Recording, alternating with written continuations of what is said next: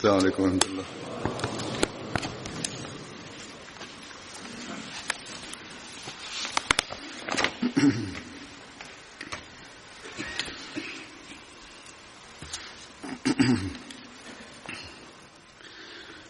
أشهد أن لا إله إلا الله وحده لا شريك له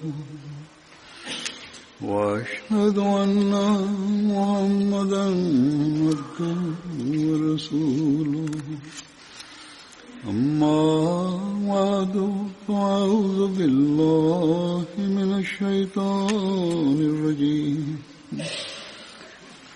بسم الله الرحمن الرحيم الحمد لله رب العالمين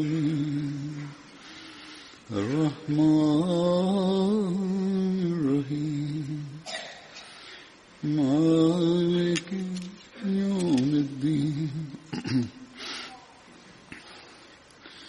إياك نعبد وإياك نستعين اهدنا الصراط المستقيم صراط الذين أنعمت عليهم غير المغضوب عليهم ولا الضالين.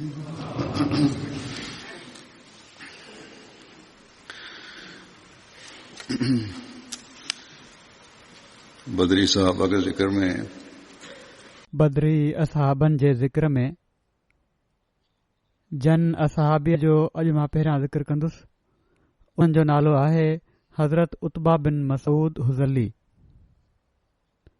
हज़रत उत्बा बिन मसूद हुज़ली जी कुनियत अबू अब्दुल्ला हुई. पाण कबीले बनु मखज़ूम मां हुआ. हज़रत उत्बा बिन मसूद कबीले बनु ज़ोहरा जा हलीफ़ हुआ.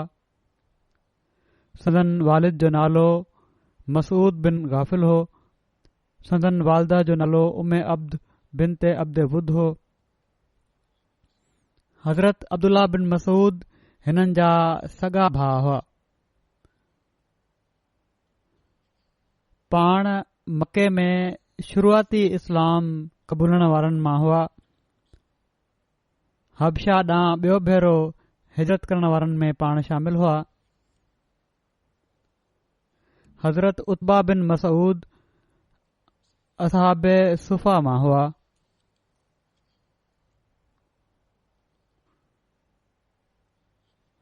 सुफ़ा जे बारे में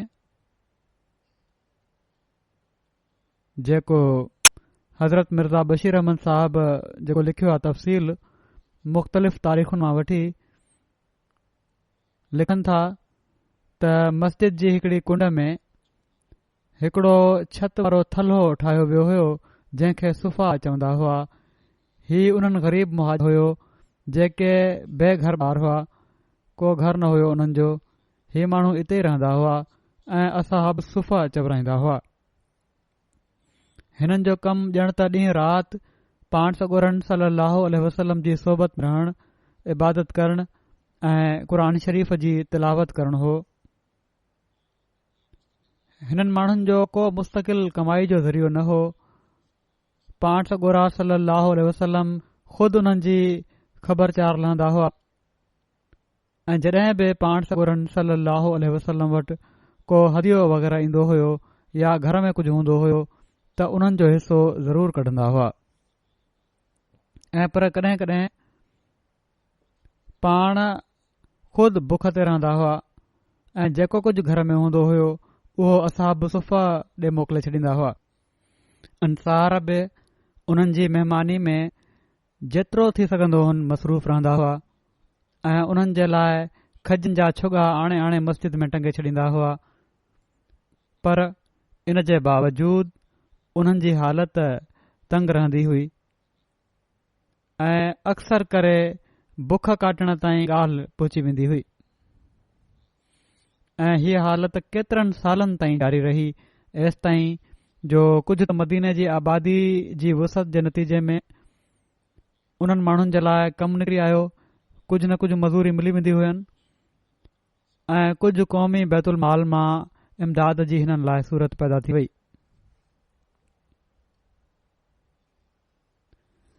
बहरहाल हिननि माण्हुनि जे बारे में ॿिए हंधि वधीक तफ़सील कुझु आहे हीअं त ही माण्हू ॾींहं जो बारगाह नबूअत में हाज़िर रहंदा हुआ ऐं हदीसूं ॿुधंदा हुआ।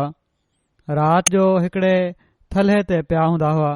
अरबी ॿोली में थल्हे खे सुफ़ा चइबो आहे ऐं इन्हीअ जे करे हिननि बुज़ुर्गनि खे असाब सुफ़ा चयो वेंदो आहे। उन्हनि मां कंहिं वटि चादर ऐं गॾु ॿई शयूं कॾहिं बि हिकु टाइम ते गॾु न रहियूं। चादर खे कंध में ईअं ॿधंदा हुआ जो उहा राणुनि ताईं हेठि लटकंदी हुई।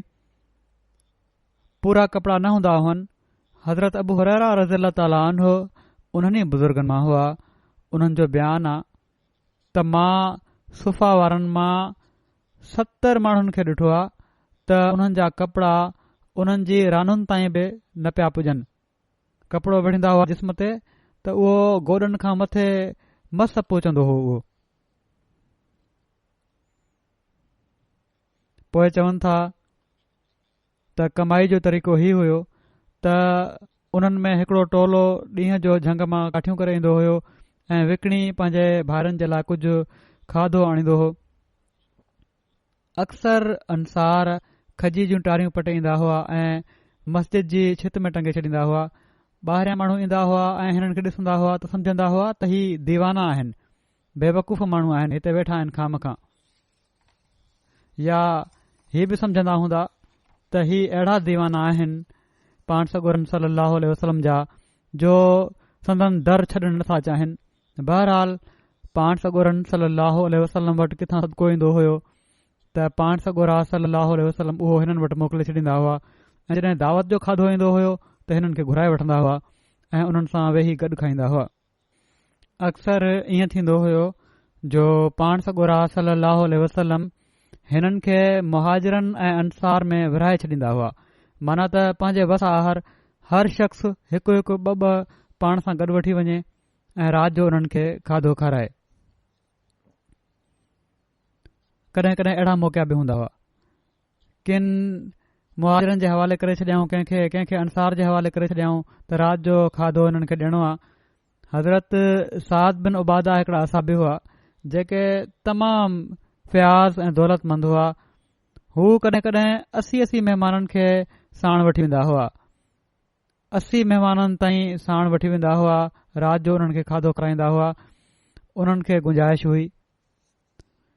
मुख़्तलिफ़ रिवायतुनि जे मुताबिक़ या किन रिवायतुनि जे मुताबिक़ सुफ़ा वारनि जो अंगु मुख़्तलिफ़ वक़्तनि में मुख़्तलिफ़ रहियो आहे। घटि में घटि 12 माण्हू ऐं हीउ बि चयो वञे थो त वधि में वधि एसि ताईं जो 300 माण्हू हिकु वक़्त में सुफ़ा वारी जॻह ते रहिया ऐं पर हिकड़ी रिवायत में हिननि जो कुल अंगु 600 असहाब सॻोरा ॿुधायो वञे थो। पाण सॻोरन सल्लल्लाहु अलैहि वसल्लम खे हिननि सां ॾाढी मोहबत हुई। हिननि सां गॾु मस्जिद में वेहंदा हुआ, उन्हनि सां गॾु खाधो खाईंदा हुआ ऐं माण्हुनि खे हिननि जी ताज़ीम ऐं तकरीम ते राज़ी कंदा हुआ। माना त हीउ न आहे त हीउ वेठा आहिनि, वांदा आहिनि त हिननि जी इज़त न कई वञे, हिननि जो एतिराम न कयो वञे। ऐं पर पाण सॻोरा सल्लल्लाहु अलैहि वसल्लम फरमाईंदा हुआ त हीउ उहे माण्हू आहिनि जेके मुंहिंजे लाइ मुंहिंजियूं ॻाल्हियूं ॿुधण जे लाइ वेहंदा आहिनि। तंहिं करे हिननि जी सही तरह हर हिक खे ताज़ीम बि करणु घुर्जे, इज़त बि करणु घुर्जे। हिकु भेरे अहले सुफ़ा जी हिकड़ी जमायत बारगाह नबी सल्लल्लाहु अलैहि वसल्लम में शिकायत कई त खजूरुनि असांजो पेट साड़े छॾियो आहे, सिर्फ़ खजूरूं ई खाइण लाइ मिलनि थियूं, ॿियो त कुझु मिले नथो। रसूलुल्लाह सल्लल्लाहु अलैहि वसल्लम उन्हनि जी शिकायत ॿुधी त उन्हनि जी दिलि रखण लाइ हिकड़ी तक़रीर कयाऊं जंहिं में फरमायाऊं त हीउ छा तव्हां माण्हू चओ था त असांजे पेटनि खे खजूरुनि साड़े छॾियो आहे? छा तव्हांखे ख़बर नाहे त खजूर ई मदीने वारनि जी खुराक आहे? पर माण्हू इन ई जे ज़रिए सां असांजी मदद बि कंदा आहिनि ऐं असां बि उन्हनि जे ज़रिए सां तव्हांजी मदद कंदा आहियूं। पोइ पाण फरमायाऊं त ख़ुदा जो कसम 1 या 2 महीननि खां अल्लाह जे रसूल जे घर में दुहो नाहे दुखियो। माना त सिर्फ़ मां बि पाणी ऐं खजूर ते गुज़ारो कयो आहे ऐं मुंहिंजे घर वारनि बि। बहरहाल ही असहाब सुफ़ा अजीब फिदाई माण्हू हुआ। खजूर खाइण जो ज़िक्र कयऊं, शिकवो त कयऊं त उन पेट साड़े छॾियो आहे, पर जॻह न छॾियऊं। हू कामिल वफ़ा सां उते ई वेठा हूंदा हुआ ऐं उन ई शइ बुखुनि ते या पोइ खजूरनि ते या जेको बि मिली वेंदो हुन उन ते गुज़ारो कंदा हुआ। वरी लिखियलु आहे त हिननि बुज़ुर्गनि जो मुश्किलो ही हुयो त रातिनि जो उमूमन इबादत कंदा हुआ ऐं क़ुर शरीफ़ पढ़ंदा रहंदा हुआ।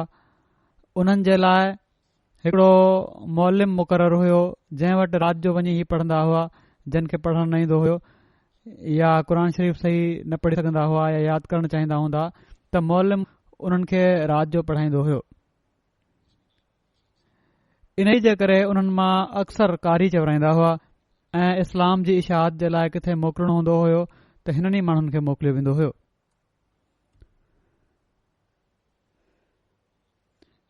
जॾहिं ही माण्हू लिखी पढ़ी विया त पोइ ही कारी बि चवराइण लॻी पिया ऐं पोइ ॿियनि खे तालीम ॾियण जे लाइ बि हिननि खे मोकिलियो वेंदो हुयो। बाद में इन्हनि ई असाबिन मां केतिरा ई वॾनि वॾनि उहिदनि ते बि फ़ाइज़ थिया। माना त असाब सुफ़ा जेके हुआ ही न त उते ई वेठा रहिया, बाद में उहिदनि ते वॾनि वॾनि उहिदनि ते फ़ाइज़ थिया। जीअं त हज़रत अबू हुरैरा हज़रत उमर जे ख़िलाफ़त जे दौर में बहरैन जा गवर्नर रहिया हुआ। पोइ हज़रत मुआविया जे दौर में मदीने जा गवर्नर रहिया। हज़रत साद बिन अबी वकास बसरा जा गवर्नर रहिया ऐं कूफे शहर जो पाण बुनियाद विधाऊं।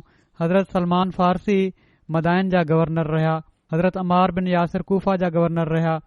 ही सभई असाब सुफ़ा में शामिल हुआ। हज़रत उबादा बिन जराह फ़लस्तीन जा गवर्नर रहिया। हज़रत अनस बिन मालिक हज़रत उमर बिन अब्दुल अज़ीज़ जे दौर में मदीने जा गवर्नर रहिया। इन्हनि मां हिकिड़ा सिपह सालार बि हुआ जन इस्लामी फ़तहुनि में हिकिड़ो निमाया किरदार अदा कयो। हज़रत ज़ैद बिन साबित न सिर्फ़ सिपह सालार हुआ ऐं पर हज़रत उमर जे दौर में काज़िउल कुज़ात जे उहिदे ते बि मुतयन रहिया। हज़रत अबू सईद खुदरी खां रिवायत आहे त मां ग़रीब मुहाजिरनि जी जमायत में वञी वेठुसि। माना त इन्हनि ई असाब सुफ़ा जी जमायत में जेके अधु उघाड़प सबबि हिक ॿिए खां ओघड़ लिकाए रहिया हुआ। तक़रीबन अधु जिस्म उन्हनि जो उघाड़ो हुयो ऐं इन हद ताईं हुयो जो मस पंहिंजी ओघड़ लिकाए रहिया हुआ। पोइ चवनि था त असां मां हिकिड़ो कारी क़ुर जी तिलावत करे रहियो हुयो जो रसूलुल्लाह सल्लल्लाहु अलैहि वसल्लम आया। जॾहिं रसूलुल्लाह सल्लल्लाहु अलैहि वसल्लम बीह रहिया त कारी ख़ामोश थी। पोइ पाण सॻोरन सल्लल्लाहु अलैहि वसल्लम सलाम ऐं पुछा कयाऊं त तव्हां छा था पिया कयो। असीं अर्ज़ु कयोसीं ही कारी असां खे तिलावत ॿुधाए रहियो हुयो ऐं असां अल्लाह जे किताब खे ॿुधी रहिया हुआसीं। पोइ रसूलुल्लाह सल्लल्लाहु अलैहि वसल्लम फरमायो त सभु तारीफ़ूं अल्लाह जे लाइ आहिनि जंहिं मुंहिंजी उमत में अहिड़ा माण्हू बि शामिल फरमाया आहिनि जिन सां गॾु सबुर करण जो हुकुम मूंखे बि ॾिनो वियो आहे त जीअं ही था सबुर पिया कनि तोखे बि सबुर जो हुकुम आहे। रावी बयानु कनि था त रसूलुल्लाह सल्लल्लाहु अलैहि वसल्लम असां जे विच में वेही रहिया। पंहिंजी ज़ात अक़दस खे असां में ॻणण जे लाइ पाण हथ मुबारक सां दाइरो बणाए इशारो कयऊं या न त मां बि तव्हां मां ई आहियां। विच में वेही रहिया, हिकिड़ो दाइरो ठाहियऊं जीअं त सभिनी जो रुख हुज़ूर ॾांहुं थी वियो। रावी जो बयानु आहे त मुंहिंजे ख़्याल में रसूलुल्लाह सल्लल्लाहु अलैहि वसल्लम उन्हनि में मूंखां सवाइ कंहिंखे बि न सुञातो। बयानु करण वारे चयो त मूंखां सवाइ कंहिंखे बि न सुञातऊं। सो रसूलुल्लाह सल्लल्लाहु अलैहि वसल्लम फरमायो एॾा घणा माण्हू हुआ त ए हथ तंग मुहाजिरनि जा ग्रोह, तव्हां खे बिशारत हुजे क़यामत जे ॾींहुं तव्हां कामिल नूर सां अमीर माण्हुनि खां अधु ॾींहुं पहिरियां जन्नत में दाख़िल थींदो ऐं हीउ अधु ॾींहुं जेको आहे उहो 500 सालनि जो ॾींहुं आहे। हज़रत मसीह मऊद अलैहिस्सलातु वस्सलाम खे बि इल्हाम थियो हुयो जंहिं में असहाब सुफ़ा जो ज़िक्र आहे। अरबी इल्हाम हुयो त असहाब सुफ़त वमा अदराक मा असहाब सुफ़ा तरा आयुनहुम तफीज़ु मिन अद्दम युसल्लूना अलैक रब्बना इन्नना समेना मुनादी युनादी लिल ईमान व दायन इलल्लाह व सिराजम मुनीरा।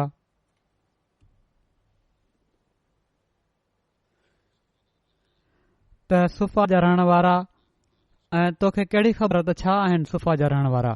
तूं ॾिसंदे त उन्हनि जी अखियुनि मां ॻोढ़ा हली पवंदा। हू तो ते दरूद मोकिलींदा ऐं चवंदा त ऐं असांजा ख़ुदा, असां हिकिड़े मुनादी करण वारे जो आवाज़ ॿुधोसीं जेको ईमान ॾांहुं सॾे थो। ही इल्हाम हज़रत मसीह मऊद अलैहिस्सलाम खे पंहिंजे किन साथियुनि जे बारे में थियो हुयो त मूंखे बि अढ़ाई मिलंदा। पोइ हज़रत मसीह मऊद अलैहिस्सलाम बयानु फ़रमायो आहे त ही जेके असाब सुफ़ा थी गुज़रिया आहिनि पाण सगोर रसूल जे ज़माने में वॾे शान वारा माण्हू हुआ ऐं वॾे मज़बूत ईमान वारा माण्हू हुआ ऐं हिननि जेको इख़लास ऐं वफ़ा जो नमूनो ॾेखारियो आहे उहो हिकिड़ो मिसाल आहे। ऐं अल्लाह ताला मूंखे बि फ़रमायो आहे त तोखे बि के माण्हू अहिड़ा मां अता कंदुसि। सही बुख़ारी में हज़रत उत्बा बिन मसूद जो ज़िक्र उन्हनि असाब सगोरनि जी लिस्ट में कयो वियो आहे जेके ग़ज़वे बदर में शामिल थिया। पोइ बि असाबनि जे हालात ते ॿधल के ॿिया किताब आहिनि। असदुल गाबा आहे फ़ी मारिफत सहाबा, अल इसाबा फ़ी तमीज़ सहाबा ऐं अल इस्तियाब फ़ी मारिफत अल असाब ऐं तबकातुल कुबरा वग़ैरह में हिन जे ग़ज़व उहद जे ऐं उन खां बाद वारे ग़ज़वात में शामिल थियण जो ज़िक्र मिले थो, पर ग़ज़व बदर में न। पर बुख़ारी हज़रत उत्बा बिन मसूद जो ज़िक्र बदरी असाबनि में कयो आहे।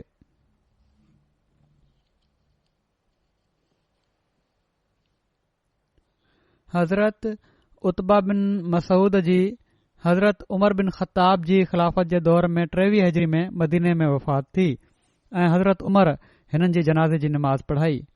कासिम बिन अब्दुर्रहमान खां रिवायत आहे त हज़रत उमर बिन ख़त्ताब हज़रत उत्बा बिन मसूद जी जनाज़े जी नमाज़ में उन्हनि जी वालदा हज़रत उमे अब्द जो इंतज़ार कयो त हू बि शामिल थी वञनि। इमाम ज़ोहरी खां मनक़ूल आहे त हज़रत अब्दुल्ला बिन मसूद सोहबत ऐं हिजरत जे लिहाज़ खां पंहिंजे भाउ वधीक क़दीम न हुआ।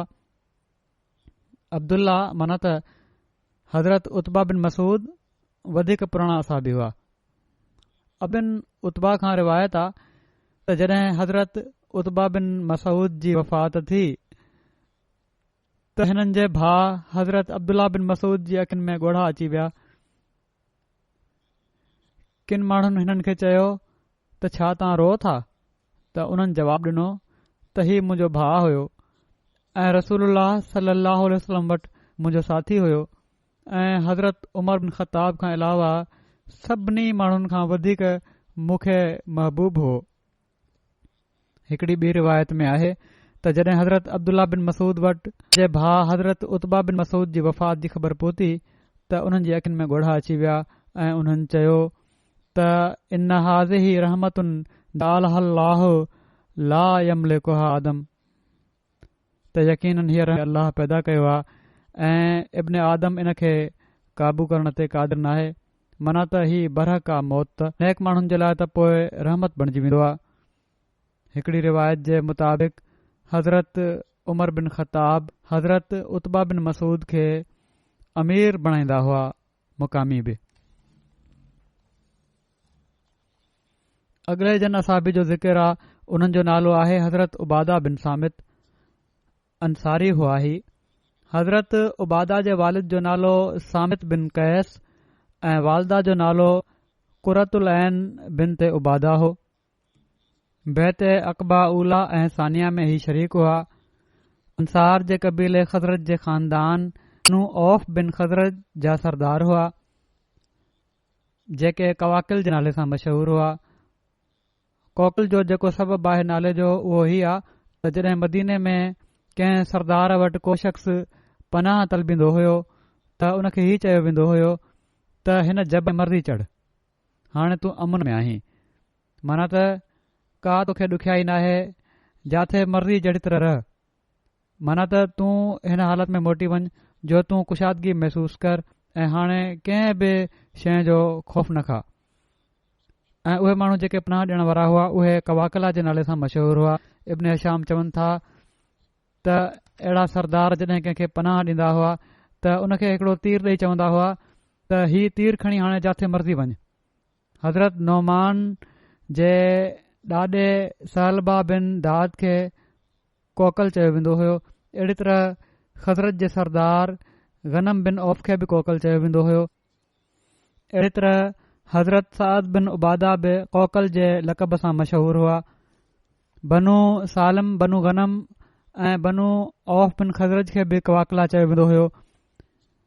बनू औफ जा सरदार हज़रत उबादा बिन सामित हुआ। हज़रत उबादा जे हिकड़े पुट जो नालो वलीद हुयो, जंहिंजी वालदा जो नालो जमीला बिनत अबू सासा हो। ॿिए पुट जो नालो मोहम्मद हुयो, जंहिंजी वालदा जो नालो हज़रत उमे हराम बिनत मिल्हान हो। हज़रत औस बिन सामित हज़रत उबादा जा भाउ हुआ। हज़रत औस बि बदरी असाबी हुआ।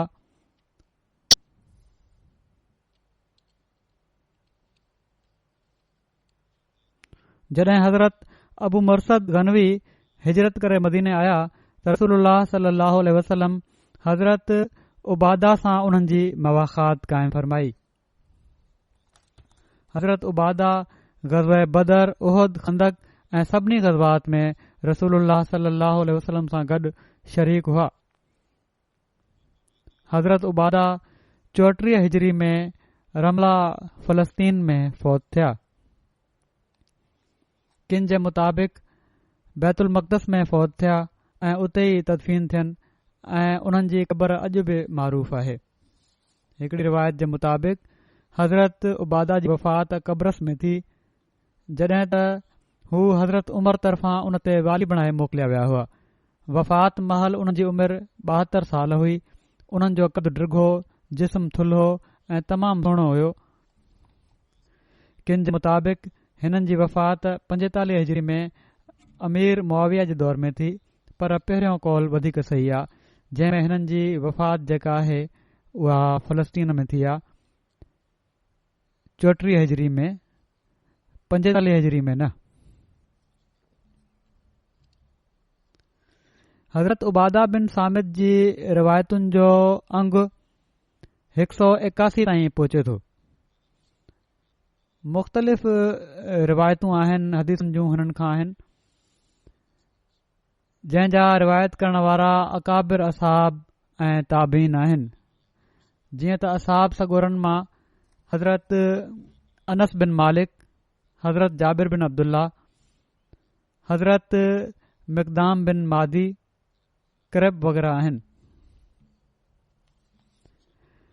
हज़रत उबादा बिन सामित बयानु कयो आहे, रावी चवनि था त हज़रत उबादा बदर वारी जंग में शामिल थिया हुआ ऐं उकबा वारी राति हीअ बि सरदारनि मां हिकिड़ा सरदार हुआ। हीअ चवंदा हुआ त रसूलुल्लाह सल्लल्लाहु अलैहि वसल्लम जंहिं त पाण सगोरन सलम जे चौधारी पाण सगोरन सलम जे असाबनि जो हिकिड़ो टोलो हुयो, फरमायाऊं त मुंहिंजी बैत कयो इन ॻाल्हि ते त तव्हां कंहिं शइ खे बि अल्लाह जो शरीक करार न ॾींदव, न ई चोरी कंदव ऐं न ई औलाद खे क़तूल कंदव ऐं तव्हां ॼाणे वाणे बोहतान न हणंदव ऐं न मारूफ़ ॻाल्हि में तव्हां नाफ़रमानी कंदव।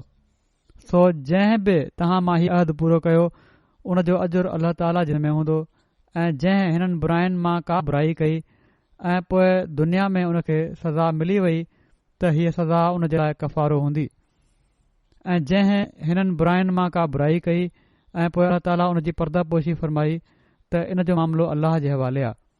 अल्लाह चाहे त उन खां दरगुज़र करे ऐं चाहे त उन खे सज़ा ॾे। सो असां इन्हनि ॻाल्हियुनि ते पाण सगोरन सलम जी बैत कई हुई। हीअ बुखारी जी रिवायत आहे।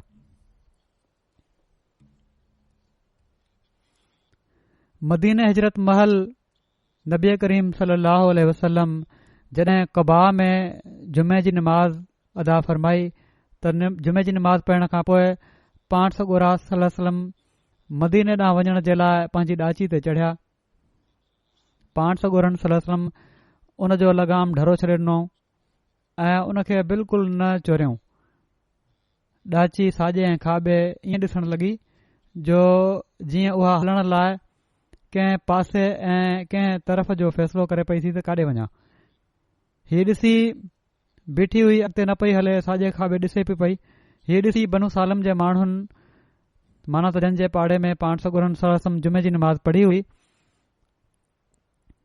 उन्हनि पाण सॻोरनि सलम खां सुवाल कयो। इन्हनि में इतबान बिन मालिक ऐं नौफिल बिन अब्दुल्ला बिन मालिक ऐं उबादा बिन सामित बि हुआ। उन्हनि रसूलुल्लाह सलाहु वसलम खे अर्ज़ु कयो त या रसूलुल्लाह सलाहु वसलम, असां वटि रही पओ। हिते माण्हुनि जो अंग बि घणो आहे हिन इलाइक़े में, ऐं इज़त ऐं हिफ़ाज़त बि पूरी थींदी। असीं पूरी तरह इज़त बि कंदासीं, हिफ़ाज़त बि कंदासीं तव्हांजी, ऐं आहियूं बि असां वधीक मुस्लमान हिते। हिकिड़ी रिवायत में हीअ लफ़्ज़ बि आहे त हिते दौलत ऐं अमीरी बि आहे। असां माण्हू चङा भला कुशलगी रखण वारा आहियूं, पैसा बि असां वटि आहिनि। हिकिड़ी रिवायत में हीअं आहे त असांजे कबीले में तरसो, असां अंग में बि वधीक आहियूं, असां वटि हथियार बि आहिनि, पिण असां वटि बाग़ ऐं ज़िंदगी जूं ज़रूरतूं बि आहिनि, माना त हिफ़ाज़त बि असां करे सघूं था, माली लिहाज़ खां बि असां बहितर आहियूं। पोइ उन्हनि चयो त या रसूलुल्लाह सल्लल्लाहु अलैहि वसल्लम, जॾहिं बि को ख़ौफ़ ऐं दहशत जो मारियल अरब हिन इलाइक़े में अची वेंदो आहे त उहो असां वटि ई अची पनाह ॻोल्हींदो आहे। पाण सॻोरनि सल्लल्लाहु अलैहि वसल्लम उन्हनि जूं सभई ॻाल्हियूं ॿुधी वरितियूं ऐं उन्हनि जे लाइ ख़ैर जा कलिमात अता फ़रमायाऊं। ठीकु आहे, सभु कुझु तव्हां जूं ॻाल्हियूं सभु सही आहिनि, ऐं फ़रमायाऊं त ॾाची जो रस्तो छॾे ॾियो, छो त हीअ मामूर आहे। अॼु हिन अलाह ताला जे हुकुम सां ई जिथे बि वञणो आहे, बीहणो आहे, वेहणो आहे, वेंदी। हिकिड़ी ॿी रिवायत में लफ़्ज़ आहिनि त पाण सॻोरनि सल्लल्लाहु अलैहि वसल्लम फ़रमायो त हीअ ॾाची मामूर आहे, इन लाइ हिन जो रस्तो छॾे ॾियो। पाण मुल्क ते ई फ़रमाए रहिया हुआ त अल्लाह तव्हां ते पंहिंजी बरकत नाज़िल फ़रमाए, जेका बि तव्हां पेशकश कई आहे। पोइ ॾाची हली पई उतां। मिस्र जी फतह जे बारे में शेर सहाबा जो मुसनिफ़ जेको आहे लिखे थो त फारूकी ख़िलाफ़त में मिस्र जे फतह थियण में देर थी त हज़रत अमर बिन आस हज़रत उमर खे वधीक मदद जे लाइ ख़त लिखियो। हज़रत उमर 4000 फ़ौज रवानी कई, जंहिं मां 1000 फ़ौज जा हज़रत उबादा ऑफिसर हुआ, ऐं जवाब में लिखियाऊं त हिननि ऑफिसरनि मां हर शख़्स 1000 माण्हुनि जे बराबरि आहे। हीअ मदद मिस्र पहुती त हज़रत अमर बिन आस समूरी फ़ौज खे गॾु करे हिकड़ी असरायती तक़रीर कई ऐं हज़रत उबादा खे घुराए चयाऊं त पंहिंजो नेज़ो मूंखे ॾियो, ऐं ख़ुदि पंहिंजे मथे तां उन्हनि अमर बिन आस पंहिंजी पग लाथी ऐं नेज़े ते टंगे हिननि जे हवाले कयाऊं त हीउ सिपह सालार जो अलम आहे, झंडो आहे सिपह सालार जो, ऐं अॼु तव्हां सिपह सालार आहियो। ख़ुदा जो शान त पहिरें ई हमले में उन खां पोइ शहर फतह थी वियो। हज़रत अबू उबैदा बिन जराह दमिश्क जी फतह खां पोइ हिम्स आया ऐं हितां जे माण्हुनि उन्हनि सां ठाह करे वरितो। उन खां पोइ उन्हनि हज़रत उबादा बिन सामित अंसारी खे हिम्स ते निगरान मुक़ररु कयो ऐं पाण हुमा ॾांहुं वधिया। हज़रत उबादा बिन सामित बाद में लाज़किया ॾांहुं हली पिया, जेको शाम मुल्क में समुंड किनारे मौजूदु हिकड़ो शहर आहे। उतां जे रहाकुन मुसलमाननि सां जंग कई। उते हिकड़ो तमामु वॾो दरवाज़ो हुयो जेको माण्हुनि जी हिकड़ी वॾी जमायत खां बिना न पियो खुले। हज़रत उबादा लश्कर खे शहर खां परे वठी विया ऐं उन खे हिकड़ी अहिड़ी खॾ खोटण जो हुकुम ॾिनऊं जंहिं में हिकड़ो माण्हू ऐं उन जो घोड़ो चङी तरह लिकी पवनि। डिघी खाई खोटियो। मुसलमाननि खाई खोटण में वरी कोशिश कई ऐं जॾहिं इन कम खां फारिग थी चुका त ॾींहं जी रोशनी में हिम्स ॾांहुं वापसि वञण ज़ाहिर कयाऊं, ऐं जॾहिं राति थी वई त पंहिंजी छावणी ऐं पंहिंजी खाइनि ॾांहुं ई माण्हू वापसि विया जेके खोटरियूं हुआऊं। लाज़किया वारा दोखे में ई सम्झंदा रहिया त हू हिननि खे छॾे मोटी विया आहिनि। जॾहिं ॾींहुं थियो त उन्हनि पंहिंजो दर खोलियो ऐं पंहिंजा ढोर ढगा ॿाहिरि कढियऊं। मुसलमान ओचितो ज़ाहिर थी पिया, जिन खे ॾिसी उहे माण्हू ॾकी विया। मुसलमाननि उन्हनि ते काह करे ॾिनी ऐं दरवाज़े मां शहर में दाख़िल थी विया ऐं उन खे फतह करे वरिताऊं। हज़रत उबादा किले में दाख़िल थिया, उन जी भित ते चढ़िया ऐं उतां ई तकबीर चयाऊं। लाज़किया जे नसारा मां हिकड़ी क़ौम यसीद ॾांहुं भॼी वई। पोइ हिननि माण्हुनि इन ते अमान घुरी त उन्हनि खे उन्हनि जी ज़मीन तां वापसि अचणु ॾिनो वञे। पहिरियां त हलिया विया डिॼी, पर पोइ उन्हनि चयो त असांखे अमान ॾेई छॾियो ऐं असां वापसि अचणु चाहियूं था। जीअं त ढल भरण ते ज़मीन उन्हनि जे हवाले कई वई त हिकिड़ो हिसो कमाई जो तव्हां ॾींदव ऐं उन्हनि खे वापसि कई वई उन्हनि जी ज़मीन ऐं उन्हनि जी मोहबत गाह उन्हनि जे लाइ छॾे ॾिनी वई जिथे हू इबादत कंदा हुआ, उहा बि उन्हनि खे वापसि कई वई त ठीकु आहे, पंहिंजी इबादत कयो तव्हांखे जीअं वणे। मुस्लमाननि लाज़किया में हज़रत उबादा जे हुकुम सां हिकड़ी मस्जिद ठाही जेका बाद में वसी कई वई। हज़रत उबादा ऐं मुस्लमान समुंड किनारे पहुता ऐं बल्दा नाले हिकड़ो शहर फतह कयाऊं जेको जबला किले खां 2 फरसख माना त 6 मीलनि जे मुफ़ासिले ते हो। हज़रत उबादा ऐं उन्हनि जे साथियुनि मुस्लमाननि पोइ काफ़ी फतूं आहिनि उन्हनि जे ज़रिए सां अंतरतूस फतह कयो जेको शाम मुल्क में समुंड किनारे मौजूदु हिकड़ो शहर आहे।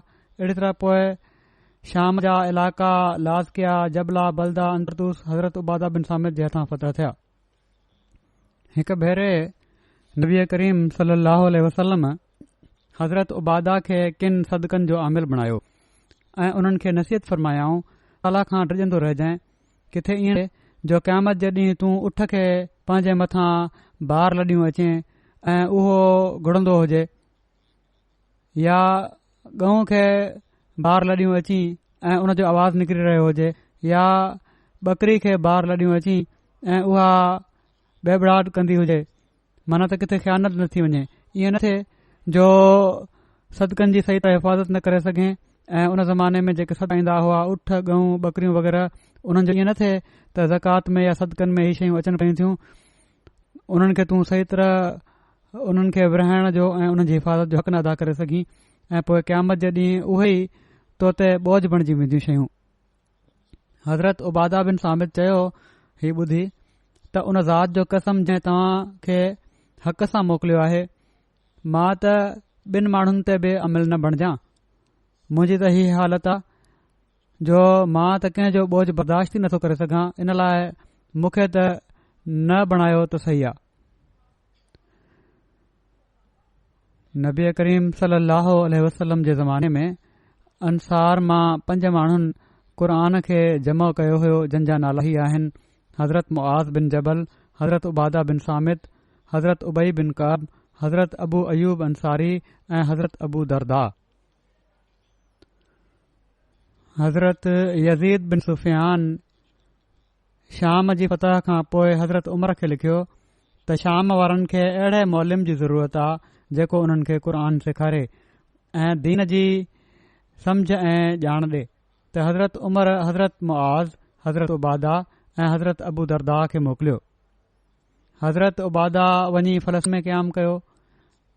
जनादा मरवी आहे त मां जॾहिं हज़रत उबादा वटि हाज़िर थियुसि त मां उन्हनि खे इन हालत में ॾिठो त उन्हनि खे अल्लाह जे दीन जी खूब समझ हुई, माना त वॾा इल्म वारा हुआ। जॾहिं मुसलमाननि शाम मुल्क खे फ़तह कयो त हज़रत उमर, हज़रत उबादा ऐं उन्हनि सां गॾु हज़रत मुआज़ बिन जबल ऐं हज़रत अबू दरदा खे शाम मोकिलियो त जीअं उते माण्हुनि खे क़ुर शरीफ़ जी तालीम ॾियनि ऐं उन्हनि खे सेखारनि। हज़रत उबादा हिम्स में क़याम कयो ऐं हज़रत अबू दरदा दिमिश्क में क़याम कयो ऐं हज़रत मुआज़ फ़लस्तीन ॾांहुं हलिया विया। पोइ कुझु देर खां पोइ हज़रत उबादा बि फ़लस्तीन हलिया विया। उते अमीर मुआविया हिकड़े मामले में मुखालफ़त कई जंहिंखे हज़रत उबादा नापसंद कनि पिया, माना त दीन जे मामले में कुझु कंहिं मसइले में इख़्तिलाफ़ हुयो। दीनी मसइले में अमीर मुआविया उन्हनि सां इन ते सख़्त कलामी कई त हज़रत उबादा चयो त मां हरगिज़ तव्हां सां गॾु हिकड़ी सरज़मीन में न रहंदुसि। पोइ हू मदीने हलिया विया त हज़रत उमर पुछियो त तोखे कहिड़ी शइ हेॾे वठी आई आहे। हज़रत उबादा हज़रत उमर खे सॼी ॻाल्हि ॿुधाई त हीअं इख़्तिलाफ़ थियो हुयो ऐं पोइ हिननि ॾाढी सख़्त कलामी कई आहे मूंसां। बहरहाल इख़्तिलाफ़ जे करे हू वापसि अची विया। इन ते हज़रत उमर फरमायो त तूं पंहिंजी जॻहि ते वापसि हलियो वञ ऐं अल्लाह अहिड़ी ज़मीन खे ख़राब करे छॾींदो जंहिं में तूं या तो जहिड़ो को ॿियो न हूंदो। त माना त साहिब इल्म माण्हू, दीन जो इल्मु रखण वारा, पाण ॻुरनि सरसनि जे पुराणनि असाबनि मां ज़रूरु हुअणु घुरिजनि माण्हू, न त हीअ बदकिस्मती आहे उन ज़मीन जी। इन लाइ तुंहिंजो वापसि वञणु ज़रूरी आहे ऐं अमीर मुआविया खे बि हीउ फ़रमान लिखी मोकिलियाऊं त तोखे हिननि माना त हज़रत उबादा ते को अख़्तियार कोन्हे। के मसइला आहिनि हिननि लाइ जेकॾहिं हीउ बयानु कनि था या कुझु ॻाल्हियूं चवनि था त ॿुधंदो कर ऐं हीउ जेको चवनि था हू सही था चवनि। बहरहाल हज़रत उबादा जूं काफ़ी ॿियूं वधीक बि आहिनि हिननि जे हवाले सां हिननि जूं ॻाल्हियूं ऐं रिवायतूं जेके इनशा ईंदड़ खुतबे में बयानु थींदियूं, छो त उहे तमामु घणा डिघा तफ़सील आहिनि ऐं वक़्तु वधीक लॻंदो इन ते। हाणे मां हिकिड़े मरहूम जो ज़िक्र करणु चाहियां थो जंहिंजो मां जनाज़ो बि हाणे पढ़ाईंदुसि। जनाज़ो हाज़िर आहे। उहे आहिनि मुकरम ताहिर आरिफ़ साहिब जेके 26 अगस्त ते तमामु सब्र आज़माईंदड़ बीमारी खां पोइ यूके में रज़ा अलाह जी फ़ौत थी विया आहिनि। इन्ना लिल्लाहि व इन्ना इलैहि राजिऊन। हिननि खे कैंसर जी तकलीफ़ हुई ऐं वॾे सब्र सां हिननि इन तकलीफ़ खे बर्दाश्त कयो ऐं अॼुकल्ह ही पहिरियां सरकारी ऑफिसर हुआ ऐं तमामु ऊची रैंक जा ऑफिसर हुआ, रिटायर थिया उतां। उनखां पोइ अॼुकल्ह हिननि खे मां कुझु वक़्तु पहिरियां कुझु साल पहिरियां सदर फज़ल उमर फाउंडेशन ठाहियो हो। इन लिहाज़ खां अॼुकल्ह ही सदर फज़ल उमर फाउंडेशन हुआ ऐं दीनी ख़िदमत बजाणे रहिया हुआ। मुकरम ताहिर आरिफ़ साहिब 13 फरवरी 1952 में पैदा थिया ऐं बुनियादी तौर ते त हिननि जो ख़ानदान सियालकोट जो हुयो, पर बहरहाल पोइ ही सरगोदा अची आबाद थी विया हुआ। मुकरम ताहिर आरिफ़ साहिब जा वालिद सिलसिले जा मुबलिग हुआ मुकरम चौधरी मोहम्मद यार आरिफ़ साहिब, जंहिंखे मुबलिग तौर इंग्लिस्तान में ख़िदमत जी तौफ़ीक़ मिली। नायब इमाम मस्जिद लंडन बि रहिया हिननि जा वालिद मोहम्मद यार आरिफ़ साहिब। नायब वकील तबशीर तहरीक जदीद बि रहिया रबुआ में। अहिड़ी तरह मौलाना मुकरम मोहम्मद यार आरिफ़ साहिब जेके हुआ उहे जमायत जा चोटीअ जा मुनाज़िर ऐं जयद आलमनि में ॻणिया वेंदा हुआ। 23 मार्च 1940 में जलसो जंहिं में पाकिस्तान जो ठहराउ मंज़ूर थियो हुयो उन में हज़रत मौलाना अब्दुर्रहीम नैयर सां गॾु जमायत अहमदिया जे नुमाइंदे तौर बि मुकरम मोहम्मद यार आरिफ़ साहिब शामिल थिया हुआ, माना त ताहिर आरिफ़ साहिब जा वालिद। ऐं हीअ बि बहरहाल हिकड़ी तारीख़ी सआदत हिननि खे हासिल थी हुई। ताहिर आरिफ़ साहिब जी वालदा मोहतरमा इनायत सुरैया बेगम हुई ऐं हिननि जा ॾाॾा हज़रत चौधरी ग़ुलाम हुसैन भड़ाब सैयदना हज़रत अक़दस मसीह मऊद अलैहिस्सलाम जा साहबी हुआ। ताहिर आरिफ़ साहिब तमामु इल्मी ऐं ज़ौक़ रखण वारा माण्हू हुआ ऐं वॾा कोना मश्क अदीब बि हुआ ऐं शाइर बि हुआ। केतिरा ई किताब बि हिननि तसनीफ़ कया आहिनि। हिननि जा 2 शेरी मजमुआ मशहूर आहिनि, हिकिड़ो उर्दू जो ऐं हिकिड़ो पंजाबी जो। इन खां अलावा 2 ॿिया किताब बि हिननि जा काफ़ी भला आहिनि। हिकिड़ो पाण सॻुरन सलाहु अलैहि वसलम ते अंग्रेज़ी में किताब लिखियो आहे हिननि मोहम्मद सलाहु अलैहि वसलम ऐं हिकिड़ो ॿियो किताब आहे पाकिस्तान जे बारे में पाकिस्तान मंज़िल ब मंज़िल।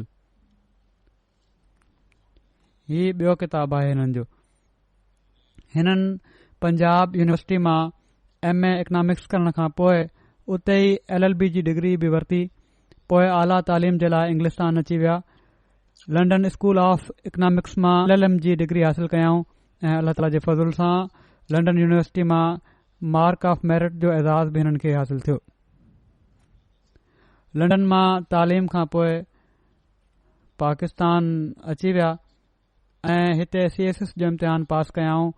सिविल सर्विसिस पाकिस्तान सां वाबस्ता थी विया ऐं अल्लाह ताला जे फज़ुल सां तरक़ी कंदे कंदे inspector general of police IG जे उहिदे ताईं पहुता।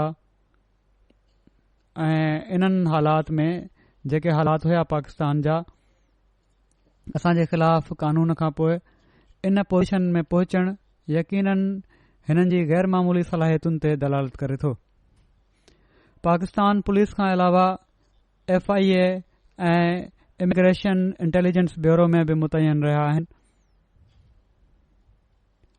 जॾहिं पाण तालीम जे सिलसिले में इंग्लिस्तान में रहंदा हुआ त हज़रत ख़लीफ़ुल मसीह राबे रहमल ताला जे इरशाद ते चौधरी रशीद अहमद साहब जेके ॿारनि जा किताब लिखिया हुआ अंग्रेज़ी में, उन में उहे किताब लिखण में बि उन्हनि जी मदद करण जी हिननि खे तौफ़ीक़ मिली ऐं काफ़ी इन में हिननि ख़िदमत कई आहे। अल्लाह ताला जे फज़ल सां हज़रत मसीह मऊद अलैहिस्सलातु वस्सलाम जे किताबनि जे मुताले जो ॾाढो शौक़ु हुयुनि ऐं को न को किताब हमेशा हिननि जे मुताले हेठि रहंदो हो। पोइ ही त सिर्फ़ मुतालियो न, बाक़ाइदा नोट्स वठंदा हुआ किताबनि जा ऐं पोइ पंहिंजे दोस्तनि सां उन्हनि जे मज़मूननि ते ख़्यालनि जी ॾेवठ बि कंदा हुआ। तमामु बाक़ाइदा क़ुर शरीफ़ जी तिलावत करण वारा, उन ते गौर करण वारा हुआ ऐं हिननि जे अज़ीज़नि मां त कंहिं नाहे लिखियो, पर मूंखे ख़बर आहे त हिकु दफ़ो ॻाल्हियुनि ॻाल्हियुनि में ज़िक्र थियो त तॾहिं मूंखे ख़बर पई त तमामु बाक़ाइदगी सां ही तहजिद महल उथण वारा ऐं तहजिद पढ़ण वारा हुआ। नौकरीअ दौरान पाकिस्तान में बि जिथे बि रहिया हमेशा जमायती ख़िदमतुनि जे लाइ हाज़िर रहिया ऐं तमामु दिलेर इंसान हुआ। ख़ुदा जे फज़ल सां जहिड़ो की मूं चयो तमामु वसी मुतालियो हुयुनि ऐं ज़हन बि तमामु भलो हुनि। इन लाइ दीनी मुतालियो बि, दुनिया जो मुतालियो बि, इल्म बि, इन लिहाज़ खां बि ही पंहिंजे इन इल्म खे इस्तेमालु कंदा हुआ ऐं जमायती तौर ते बि तमामु सुठी किन मामलनि में ही राय रखंदा हुआ ऐं तमामु साहिब राय वजूद हुआ। ख़िलाफ़त अहमदीअ जे लाइ वॾी गैरत रखण वारा हुआ, तमामु मुख़लिस ऐं दिलेर अहमदी हुआ। समूरी ज़िंदगी इन कोशिश में रहिया त ख़िलाफ़त अहमदिया जा सुल्तान नसीर बणिया रहनि ऐं बावफ़ा सिलसिले जे ख़ादिम तौर ज़िंदगी गुज़ारनि ऐं अल्लाह ताला जे फज़ल सां मूं ॾिठो आहे त इन कोशिश में अल्लाह ताला हिननि खे कामयाब बि फ़रमायो। मुंहिंजा क्लास फेलो हुआ ऐं नंढपण खां कॉलेज जे ज़माने खां मां हिननि खे सुञाणींदो हुउसि। अल्लाह ताला जे फज़ल सां उन वक़्त खां इल्मु हासिल करण जो ॾाढो शौक़ु हुयो हिननि खे। सुठा डिबेटर बि हूंदा हुआ, कॉलेज जे डिबेटनि में हिसो वठंदा हुआ, मुक़ररु भला हुआ ऐं उन वक़्त बि हिननि जो दीनी इल्मु मूं ॾिठो आहे काफ़ी हो। हीअ ॻाल्हि बि ॿुधाइण जोगी आहे त जमायत जे ख़ुदाम ऐं वाक़फ़ीन ज़िंदगी जे लाइ ख़ासि एतिराम ऐं प्यार जा जज़्बात रखंदा हुआ। इन खां अलावा अहमदी दोस्तनि जी जाइज़ मदद जे लाइ हर वक़्तु तयारु रहंदा हुआ। तमामु सुठे उहिदे ते फ़ाइज़ हुआ। इन लिहाज़ खां हिननि पंहिंजे अहमदनि जी जेका जाइज़ मदद हुई उहा वधि में वधि करण जी कोशिश कई। फज़ले उमर फाउंडेशन में हिननि जी ख़िदमतुनि जो सिलसिलो 2014 खां शुरू थिए थो। जॾहिं खां उन वक़्तु मां हिननि खे डायरेक्टर फज़ले उमर मुक़ररु कयो हो, पोइ 2017 में चौधरी हमीद नसरुल्ला साहब जी वफ़ात खां पोइ जेके ओॾी महिल सदर फज़ले उमर फाउंडेशन हुआ, पोइ हिननि खे मूं सदर फज़ले उमर फाउंडेशन मुक़ररु कयो ऐं अल्लाह ताला जे फज़ल सां जहिड़ो की मूं ॻाल्हि कई त वफ़ात ताईं ही सदर फज़ले उमर फाउंडेशन रहिया। वफ़ात ताईं माना त हिते इंग्लिस्तान इलाज लाइ अचण ताईं 3-4 महीना पहिरियां ताईं पाण वॾी महिनत सां फज़ले उमर फाउंडेशन जा कम सर अंजाम ॾींदा हुआ। सभिनी इजलासनि में बाक़ाइदगी सां ईंदा हुआ, वठंदा हुआ। काफ़ी वुसत पैदा थी आहे हिननि जे वक़्त में बि कम में। पोइ रहिजी वियल घर भातियुनि में हिननि जी घरवारी आहे अनीसा ताहिर साहिबा ऐं पुटु असफंदयार आरिफ़ ऐं 3 धीअरूं आहिनि, तैयबा आरिफ़ ऐं अज़ीज़ा औज ऐं बिना ताहिर आरिफ़। 2 धीअरुनि जी शादी थियल आहे, हिकिड़ो पुटु ऐं हिकिड़ी धीउ अञा उन्हनि जी शादी नाहे थी। हिननि जी धीउ तैयबा आरिफ़ ताहिर साहिबा लिखनि थियूं त असांजे वालिद मोहतरम ताहिर आरिफ़ साहिब मरहूम खे अल्लाह ताला तमामु घणियुनि दुनिया जी तरक़ियुनि सां नवाज़ियो, पर अहमदियत जे तशख़ुस खे तमामु जुरत ऐं गैरत सां बरक़रार रखियऊं। तमामु ईमानदार एतबार जोगा ऑफिसर हुआ। दीन खे तरजीह ॾियण वारा, अल्लाह ते तवकुल रखण वारा ऐं हिकिड़ा मुनकसिरुल मिज़ाज इंसान हुआ। शाइर हुआ, अदीब हुआ, आला मुंतज़िम टीचर हुआ, दीनी इल्मनि सां मुरक्का हुआ, हिकिड़ा ज़िम्मेवार घर वारा हुआ, तमामु शफ़ीक़ ऐं सभिनी खां वधीक रही त पाण ख़ुदा ऐं रसूल सलाहु वसलम जे इश्क में बेमहब हुआ। चवनि थियूं त असांजी माउ चवे थी त हिननि खे हमेशह तमामु इंसाफ़ पसंद ऐं नरम मिज़ाज ॾिठुमि। बिना फ़र्क़ु कए नंढे वॾे अमीर ग़रीब हर कंहिं सां उहिदे खां मुबरर थी सुहिणे वर्ताव सां पेश ईंदा हुआ। के मिट माइट लिखी छॾींदा आहिनि जज़्बात में अची त ऐं पंहिंजे ज़ाती तालुक़ जे करे, पर हिननि जे बारे में जेको बि लिखियो वञे थो, छो त मां हिननि खे ज़ाती तौर ते सुञाणा थो, इन लाइ सभु कुझु हक़ीक़त आहे। वाक़ई ई अहिड़ा हुआ। मुबारक सिद्दीकी साहब लिखनि था त मरहूम ताहिर आरिफ़ साहब जी तबियत में आजिज़ी ऐं इनकिसारी हुई। ख़लीफ़े वक़्त सां तमामु अक़ीदत ऐं इताद जो तालुक़ रखण वारा हुआ। तमामु ई चोटीअ जा शाइर ऐं अदीब हुआ। चवनि था मां हिकु भेरो हुननि खे चयो त को पंहिंजो पसंदीदा शेर ॿुधायो। इन ते उन्हनि ख़िलाफ़त सां अक़ीदत जे बारे में पंहिंजो ही शेर ॿुधायो त आका तेरा गुलाम तेरे पास हो कभी, कदमों में लौट जाए बदन घास हो कभी। चवनि था त हिकड़े ॾींहुं हिकड़ी दोस्तानी निशिस्त में मूं चयो, ताहिर साहब, अल्लाह ताला हर अहमदीअ खे कंहिं न कंहिं रंग में वॾे एज़ाज़ सां नवाज़ियो आहे।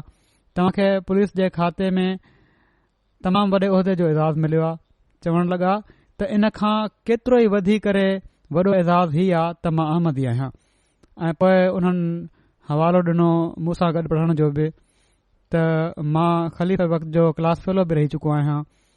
हीउ मुंहिंजे लाइ तमामु वॾो एज़ाज़ आहे। हिननि जे वालिद मोहतरम मौलाना मोहम्मद यार आरिफ़ साहब तालीम जे मक़सद सां हिननि खे रबुआ में मोकिलियो हुयो, कॉलेज में मोकिलियो।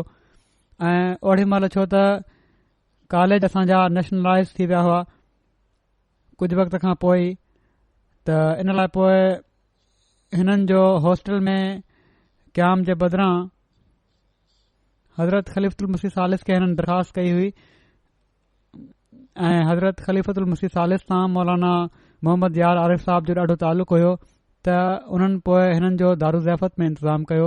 उते ई रही हिननि पढ़ाई कई, मुकमल कई पढ़ाई पंहिंजी। शागिर्दी जे ज़माने में बेहिजाबी में केतिरियूं ॻाल्हियूं बि थी वेंदियूं आहिनि, भोग थींदा आहिनि, पर हिननि जॾहिं हज़रत ख़लीफ़तुल मसीह राबे मूंखे नाज़िर आला मुक़ररु कयो, तॾहिं खां ई मूंसां त ॾाढो इज़त ऐं एतिराम जो वर्ताव करणु हिननि शुरू करे ॾिनो। ऐं पोइ ख़िलाफ़त खां पोइ त इख़लास ऐं वफ़ा में ॾाढो वधी विया, ही अल्लाह ताला जे फज़ल सां।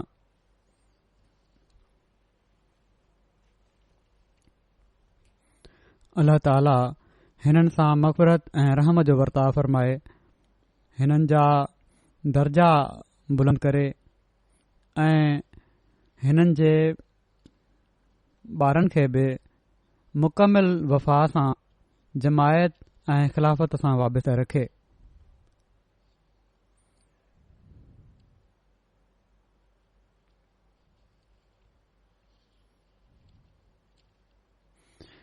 हिननि जे दोस्तनि अज़ीज़नि ऐं मिटनि माइटनि बि लिखिया आहिनि वाक़िया।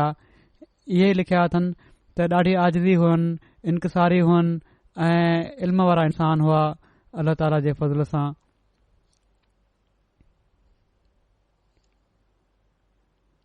हाणे निमाज़ खां पोइ मां हिननि जो जनाज़ो पढ़ाईंदुसि। जनाज़ो हाज़िर आहे हिते, त निमाज़ खां पोइ इनशा अल्लाह ॿाहिरि वञी मां जनाज़ो पढ़ाईंदुसि। दोस्त हिते ई सिफ़ूं सिधियूं कनि पंहिंजूं जनाज़े जे लाइ।